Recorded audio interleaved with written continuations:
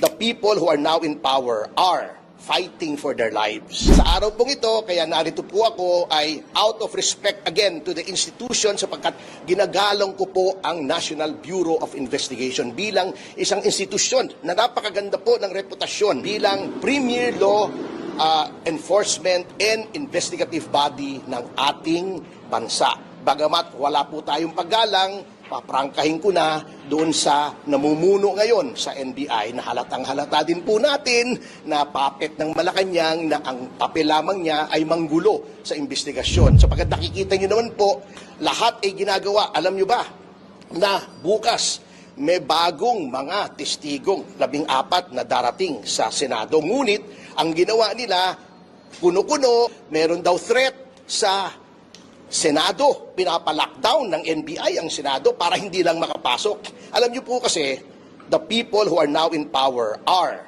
fighting for their lives.